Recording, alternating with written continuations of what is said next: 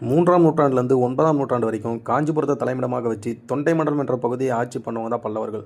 இவர்களை பற்றி பல்வேறு வதந்திகள் இருக்குது. இவர்கள் ஒரு வடநாட்டை சேர்ந்தவர்கள் மற்றும் சில பேர் தமிழகத்தை சேர்ந்தவர்கள் என்று சொல்கிறாங்க. இவர்களுடைய பூர்வீகம் மற்றும் தோற்றத்தை பற்றி தான் பார்க்க போகிறோம். அதாவது இலங்கைக்கு அடுத்திருக்கிற மணிப்பல்லவ தீவு, அதாவது தற்போது உள்ள காரைத்தீவு ஒரு காலத்தில் நாகர்களால் ஆட்சி செய்யப்பட்டது. அதாவது நாகர்குல தலைவன் ஆகிய வளைவாணன் மற்றும் அவருடைய மனைவியாகிய மயிலை, இவங்க 2 பேருக்கும் பீலிவளை என்ற ஒரு மகள் இருக்கிறான். அந்த சமயத்தை தான் கிள்ளிவளவன் என ஒரு சங்ககால சோழன் அங்கே படையெடுத்து போயிட்டு அந்த இடத்த பிடிக்க பார்க்குறான். அந்த சமயத்தில் அவருக்கு இந்த பீலிவளையை பிடித்து போய் அவரை மனம் முடிக்க ஒரு உடன்படிக்கை ஏற்படுத்தினான். இப்படி இவங்க 2 பேருக்கு திருமணமாகி பிறக்கிற ஒரு குழந்தை பேர் தான் தொண்டை இளைமாறன்.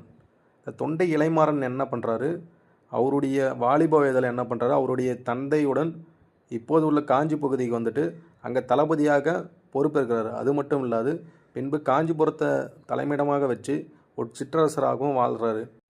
அதன் பிறகு ஏற்பட்ட சங்ககால சோழர்களின் நலிவு காரணமாக இவர் வடமாநில அரசர்கள் அவர்களோட நட்புறவு மேற்கொள்கிறது மற்றும் திருமணம் செய்து கொள்கிறாரு. இதன் அடிப்படையில் சமஸ்கிருதமும் தமிழ் சேர்ந்து பிராகிதம் என்ற ஒரு மொழி உருவாகி பிராகித மொழியை இவங்க ஆட்சி மொழியாக பயன்படுத்துகிறாங்க. அதன் பின்பு பிற்கால சோழர் காலத்தில் மீண்டும் தமிழ் மொழி ஆட்சி மொழியாக வருது. இவர்களை சில பேர் பகலவர்கள், அதாவது வடநாட்டை சேர்ந்த பகலாஸ் அரசர்களை சேர்ந்தவர்கள் என்று சொல்கிறாங்க.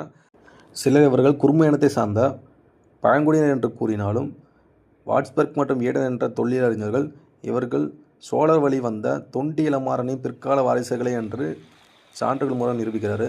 அது மட்டும் இல்லாது இவர் பல்வேறு வகையான பாசன வசதிகளை ஏற்படுத்தி தராங்க. முக்கியமாக வீராணம் ஏரி மற்றும் காவிரி பக்கம் என்ற ஏரி போன்ற ஏரிகளை கட்டித்தராங்க.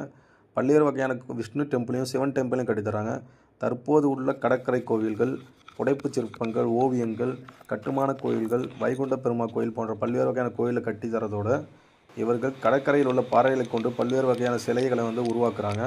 இதன் காரணமாக இந்தியாவில் செய்யப்படும் முக்கிய சிலைகள் அனைத்தும் மாமல்லபுரத்தில் செய்யப்படுகிறது. பிற்கால பல்லவர்கள் சோழர்கள் தங்களுக்கு கீழ் இருந்த சோழர்களை எதிர்த்து போரிட்டனர்.